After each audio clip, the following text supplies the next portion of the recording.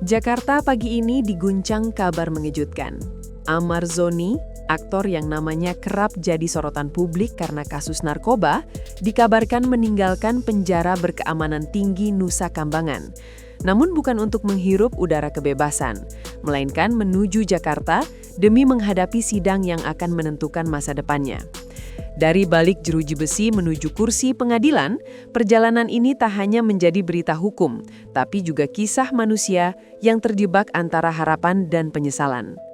Di balik layar, dua nama besar dunia hiburan Indonesia, Raffi Ahmad dan Irfan Hakim, dikabarkan turun langsung menjemput Amar. Sebuah momen langka yang membuat publik bertanya-tanya, apa sebenarnya yang terjadi di balik perjalanan ini? Mengapa Raffi dan Irfan, dua figur yang biasanya tampil dengan senyum di layar kaca, kini terlibat dalam misi penuh tekanan di salah satu pulau paling berbahaya di Indonesia? Inilah kisah lengkapnya, perjalanan yang mungkin akan mengubah persepsi publik tentang persahabatan, pengampunan, dan tanggung jawab seorang publik figur terhadap sesama. Reporter kami memperoleh informasi eksklusif dari sumber internal lembaga pemasyarakatan bahwa sejak dini hari aktivitas tak biasa tampak di sekitar lapas Nusa Kambangan. Beberapa kendaraan taktis polisi dan mobil berplat khusus terlihat keluar masuk area Pelabuhan Sodong, titik akses utama menuju pulau tersebut. Sekitar pukul 5:15 pagi, sebuah helikopter pribadi berwarna putih mendarat di titik koordinat yang telah diamankan petugas. Dari dalamnya turun dua sosok yang langsung dikenali, Raffi Ahmad dan Irfan Hakim. Keduanya tampak serius, mengenakan pakaian hitam polos dengan rompi identitas tamu khusus. Menurut keterangan petugas, Raffi datang bukan semata sebagai teman, tetapi juga sebagai staf khusus Presiden yang mendapat izin resmi untuk mendampingi pemindahan Ahmad Zoni. Situasi di lapangan terasa tegang namun terkendali. Pihak keamanan mempersiapkan pengawalan ekstra ketat karena perjalanan menuju Jakarta dianggap beresiko tinggi. Banyak yang tak menyangka bahwa dua figur hiburan ini akan terlibat sedalam itu dalam urusan hukum sahabatnya sendiri. Ketika kabar kedatangan Raffi dan Irfan ke Nusa Kambangan menyebar di media sosial, lini massa langsung dipenuhi pertanyaan. Apakah Amar akan dibebaskan? Apakah ini bentuk intervensi selebritas terhadap hukum? Atau justru misi kemanusiaan yang tulus? Banyak warganet terbagi dalam dua kubu. Sebagian mendukung dengan mengatakan bahwa sahabat sejati memang hadir di saat paling gelap. Sementara lainnya menilai langkah ini terlalu beresiko bagi citra publik figur sekelas Raffi Ahmad. Di sisi lain, masyarakat mulai menaruh harapan baru bahwa mungkin kehadiran dua tokoh besar ini akan membawa perubahan pada cara pandang publik terhadap sistem rehabilitasi dan keadilan. Pertanyaan besar pun muncul. Apakah Ahmad Zoni masih punya kesempatan kedua? Dan apakah Raffi Ahmad benar-benar mampu menjaga keseimbangan antara posisinya sebagai pejabat publik dan sahabat pribadi dalam satu misi sensitif ini? Pukul 6:30 pagi, suasana di Pelabuhan Sodong berubah drastis. Deru helikopter berhenti, digantikan suara rantai pindu besi dan langkah cepat aparat keamanan. Tim lapas bergerak cepat membuka jalur pengawalan. Ahmad Zoni muncul dengan seragam tahanan oranye dan wajah tenang namun tampak lelah. Di belakangnya, dua pengawal berpakaian hitam mengikuti ketat. Dari jarak 5 meter, Raffi Ahmad dan Irfan Hakim menunggu dalam diam. Saat keduanya akhirnya saling menatap, ekspresi di wajah Raffi berubah haru. Ia mengulurkan tangan dan menepuk bahu Amar pelan, seolah berkata tanpa suara, "Kau tidak sendirian." Dalam hitungan menit, seluruh rombongan bergerak menuju kapal cepat menuju Cilacap. Tak ada sorak, tak ada media di lokasi, hanya kesunyian yang diwarnai rasa tegang. Inilah momen yang jarang terlihat. Seorang selebritas mendampingi sahabatnya bukan di panggung gemerlap, melainkan di jalan sunyi menuju pengadilan. Sebuah langkah yang syarat makna dan resiko. Langkah Raffi Ahmad ini bukan tanpa dasar.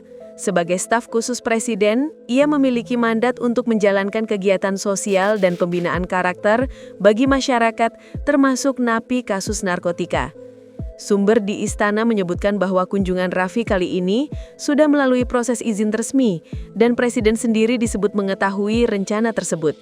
Namun keputusan Raffi untuk ikut mengawal langsung Ahmad Zoni tetap menuai perdebatan. Beberapa pengamat menilai langkah itu terlalu personal, sementara yang lain melihatnya sebagai bentuk empati dan tanggung jawab moral.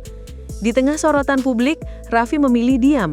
Ia hanya berkata singkat pada reporter kami sebelum berangkat. "Saya datang sebagai teman, bukan pembela.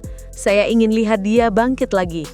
Kalimat singkat itu menjadi headline di berbagai media, memperkuat kesan bahwa Raffi Ahmad sedang memainkan dua peran besar, pejabat publik dan sahabat yang tak meninggalkan kawan di saat terjatuh.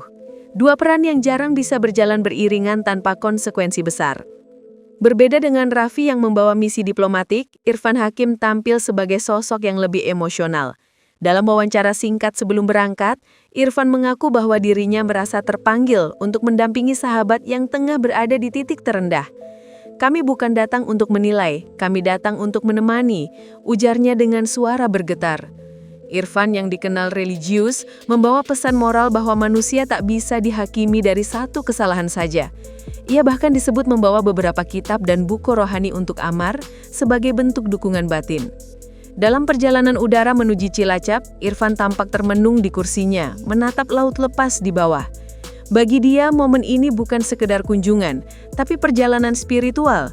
Ujian bagi nilai-nilai persahabatan dan keimanan yang selama ini ia ajarkan di layar kaca.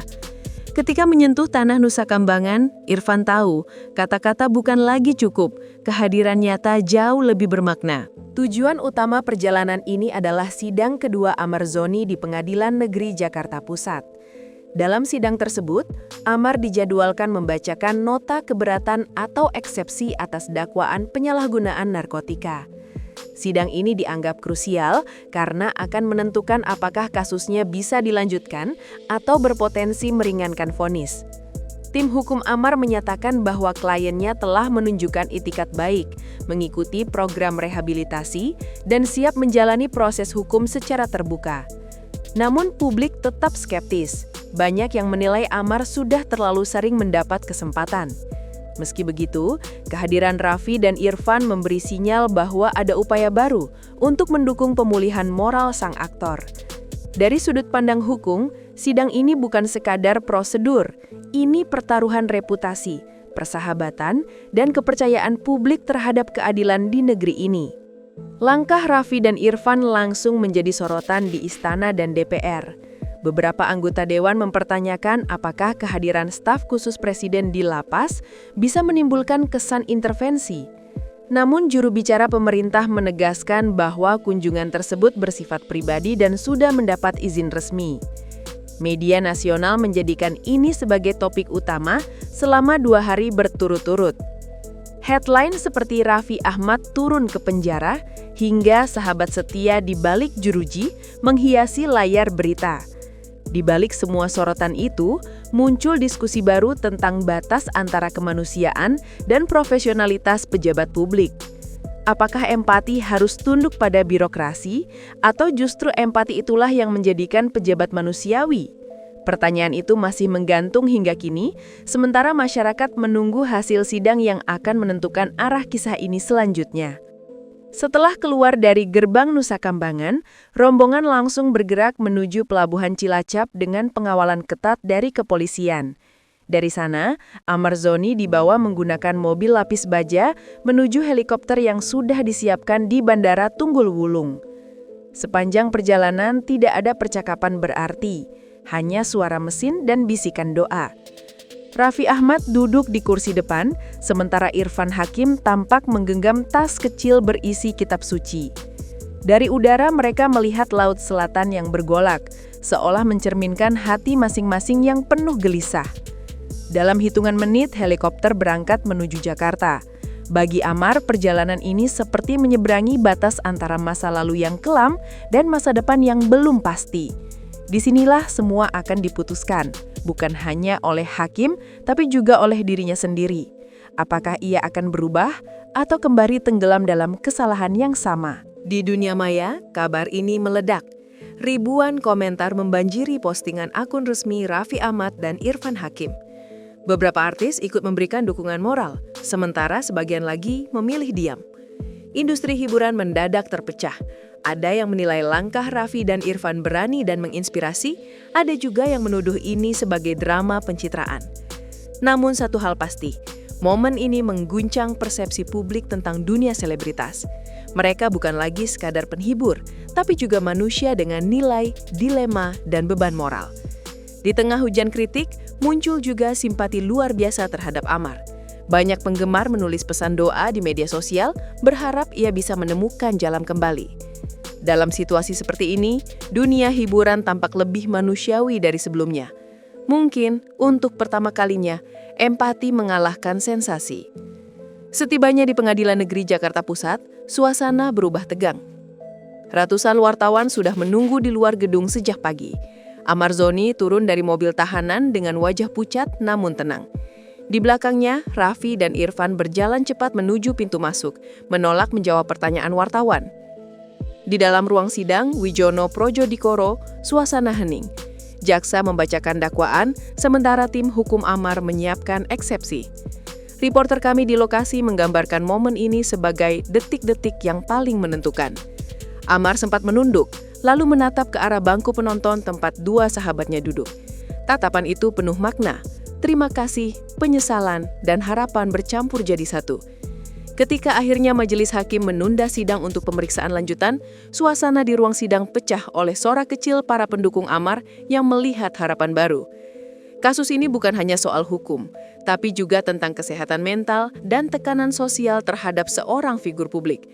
Dalam wawancara eksklusif, psikolog klinis menyebut bahwa keterlibatan teman dekat dalam masa krisis bisa menjadi faktor kunci pemulihan. Raffi dan Irfan dianggap memainkan peran penting dalam menjaga kestabilan emosional Ammar. Namun di sisi lain, tekanan dari media dan publik justru bisa memperparah kondisi psikisnya. Ammar disebut mengalami fase penyesalan total, tapi juga kebingungan antara harapan dan rasa malu. Disinilah ujian sesungguhnya. Bagaimana seseorang menghadapi konsekuensi dari tindakannya sambil berusaha memperbaiki diri di bawah tatapan jutaan mata. Publik sering lupa bahwa di balik setiap headline ada manusia yang masih belajar berdiri kembali. Setelah sidang usai, Raffi Ahmad mengaku lega namun tetap waspada. Ia menyadari bahwa perjalanan ini belum selesai. Yang penting dia punya niat berubah. Sisanya biar proses berjalan, ujarnya singkat. Irfan menambahkan bahwa doa dan dukungan moral akan terus diberikan apapun hasil sidang nanti. Dari sini terlihat satu pesan kuat, bahwa sahabat sejati bukan yang datang saat senang, tapi yang bertahan saat badai datang. Publik mulai melihat sisi lain dari dua figur ini, bukan hanya presenter sukses, tapi manusia yang berani mengambil resiko demi nilai kemanusiaan. Dalam setiap langkah mereka, terselip harapan bahwa mungkin satu tindakan empati bisa membuka pintu perubahan bagi banyak orang. Perjalanan Ammar Zoni dari Nusa Kambangan ke Jakarta bukan sekedar kisah hukum, tapi juga kisah tentang manusia, persahabatan, dan kesempatan kedua. Raffi Ahmad dan Irfan Hakim menunjukkan bahwa kekuatan moral seringkali lebih besar dari kekuasaan formal. Sidang Ammar masih akan berlanjut, namun satu hal sudah pasti. Publik kini melihatnya dengan cara berbeda. Dari seorang terpidana, ia berubah menjadi simbol refleksi, bahwa jatuh bukan akhir, dan teman sejati bisa menjadi cahaya di tengah gelapnya ruang isolasi. Perjalanan ini akan dikenang bukan karena skandalnya, tapi karena keberanian untuk hadir di sisi mereka yang paling lemah. Dan bagi siapapun yang menyaksikannya, kisah ini menjadi pengingat bahwa hukum menegakkan keadilan, tapi kemanusiaanlah yang menumbuhkan harapan.